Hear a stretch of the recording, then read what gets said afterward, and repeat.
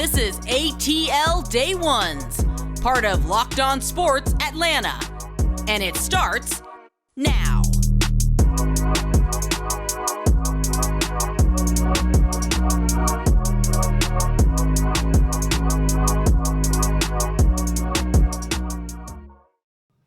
Welcome into ATL Day Ones with Jarvis and Tenitra. We want to say thank you for making ATL Day Ones your first listen of the day. And remember, we are free and available wherever you download your podcast and wherever you download your podcast.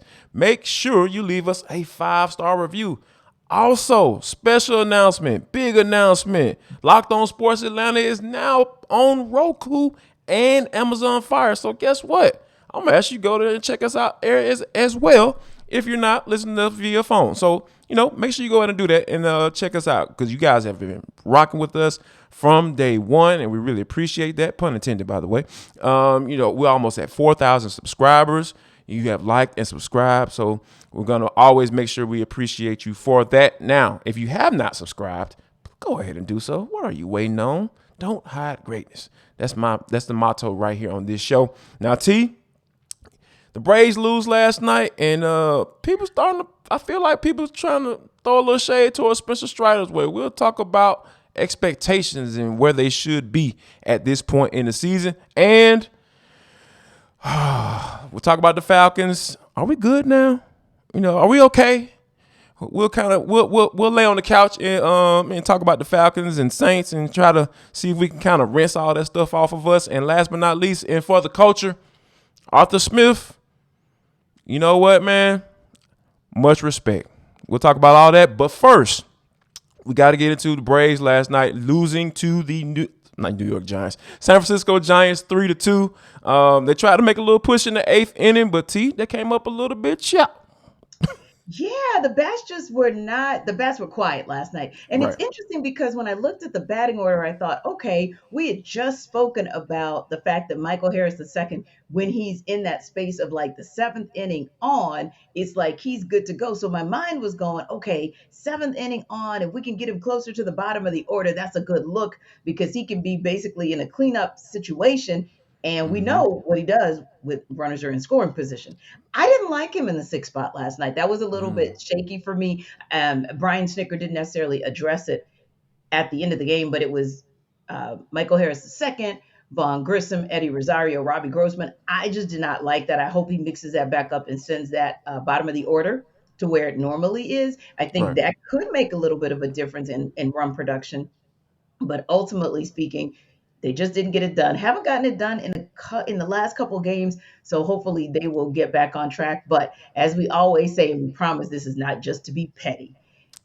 If you're going to lose, then at least do it on the night when the Mets lose. Now, granted, it would have been great if you had actually won the game and kind of trimmed off some of their lead, but at least the damage wasn't quite as bad as it could have been thanks to the Cubs taking care of business. Yeah, and that's one of the things that I think you bring up a great point when you talk about Michael Harris being at the bottom of that order because it was almost kind of like an extra leadoff guy, specifically when he was in that 9th spot, right before Ronald Acuna. So it was just you got that little interesting dynamic at the bottom of the order when he's down there. So hopefully Brian Snitker makes that necessary adjustment and kind of really just kind of dive into where he's been successful, right? Like I understand, you want to reward him by moving up in the lineup. However, if that's where he's comfortable and, and he had to make that decision when he had Ronald Acuna at leadoff and Ronald nephew was like, hey, I'm comfortable at that leadoff spot. Leave him there. I know ideally in that cleanup spot, that's where you want him or in that 3 hole. Where those are some of the things that are ideal and that's normal. But hey, if the player is comfortable there, let's just keep him there. But we'll talk a little bit more about the struggles, against the Giants. But T, tell the folks about BetOnline.net. They got some things that can help them make a little money. Yes. And not struggle in real life. Indeed. So if you check out betonline.net, and Jarvis kind of gave you guys a preview of what we're going to talk about later today, which is whether or not we have all moved on from the PTSD episode from Sunday. Well, apparently the folks at betonline.net and really in the betting world have decided that they've moved on because the line moved today. The Rams are still favored over the Falcons, but the line has moved from like about 13 to 11. That's a good It's look. interesting. That's what I said. I was like, that's very intriguing for that line to have moved just earlier today. And I thought about this. If you want more information, let's say you want to learn and get a rationale for why the line is actually moved, that's what betonline.net is for. It literally has all the sports information you could want, whether you are a beginner, a novice at this, or whether you've been doing this for forever. You can still get the information you need because they have podcasts, and then they have some actual neat options on the page that you can click on. It'll actually say for those who are first starting this betting journey, if you will, and then there's some information for those who are a little bit more experienced.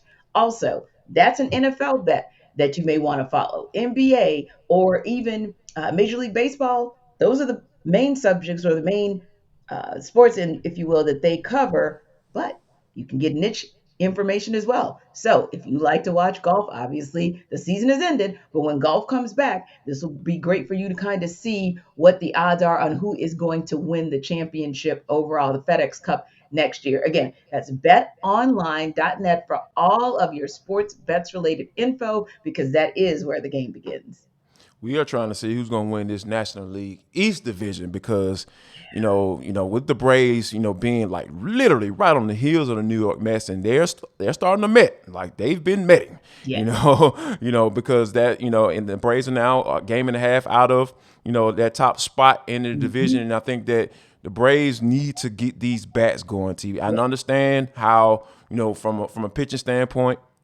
They've been doing really well. Spencer Strider's been absolutely amazing, and I think that a lot of people were kind of looking at him like, all right, well, he should have been. He was a little off last night, but he still had 9 strikeouts and 1 walk. He only gave up 3 runs in today's baseball. In today's game, that's absolutely right on brand. That's normal, and I understand. You don't want to lower those expectations, but I think that for example, when you have a guy in Austin Riley, coming up to the plate with a chance to drive a guy in, he can't hit into a double play, T. That just cannot happen. Yeah, or if you can't get to the ninth inning, you can't get to the top of the ninth, and then everybody grounds out, a fielder's choice, and then 2 outright ground outs, that can't happen either. No. Those are just situations that make you very uncomfortable and it's just a head scratcher. But going back to Spencer Strider as well, I agree with you. Everybody has a hiccup. Everybody has a bad day, and he subbed in. Let's keep it real. Now, granted, he did get the requisite number of days that you're supposed to be off. He got his 5 days, but he still was supposed to pitch tonight. Obviously, they switched him out with Kyle Wright because of Kyle Wright having not as bad of a arm fatigue as he did the last time they put him on rest, but at least enough to where they wanted to give him an extra day. So you never know. Something like that could have played a factor. But I think for Spencer Strider, it's just a reminder that at the end of the day, he still needs to work on getting that third pitch strong and in his arsenal so that he can switch things up. And that way he doesn't get deep into the pitch count, because you don't want him pitching 30, throwing 30 pitches an inning. That's not a good look for him at all. But again, I think it was just a hiccup there, and he'll learn hopefully on how to get around when teams do what the Mets did to him a couple weeks ago, and what the Giants obviously did last night. Had a little bit of a strategy there. He'll get around that, and he's going to bounce back. Yes, and I think that, Kyle Wright will be looking to bounce back tonight because last time we saw him, make sure I get these numbers right. 4 innings pitched, 5 hits, and 8 earned runs. Goodness, against the Oakland A's that. So I think that we definitely be looking for a better performance. First pitch is 9:45 tonight. I kind of laughed at, the starting pitcher for the Giants. I'm like, Alex Cobb? Ain't nobody. Who is Alex Cobb? And then, he proceeded to go ahead and just mow everybody down for about a good 4 or 5 innings straight. So, and I'm not going, I'm not going to laugh at, who the Giants have on the mound tonight. I'm going to respect that man, and what he got going on. Jacob Junis, hopefully it's a good matchup. So we'll be looking forward to the Braves getting those bats going, and hopefully the X factor Michael Harris can, go to Brian Stinker and be like, hey, coach, you know what I'm saying? Go ahead and move your boy down that ninth hole, man, so we can go and get this thing popping off. So we'll be looking forward to that. What also we'll be looking forward to, T, is, the city of Atlanta needs to heal, because everybody was feeling a little hurt, and then it didn't help the fact that Saints fans were just rubbing it in, and then they were bringing up 28-3 stuff too. But we'll talk about that next right here on ATL Day Ones. This is Jarvis and Tenitra, and we're looking forward to you coming right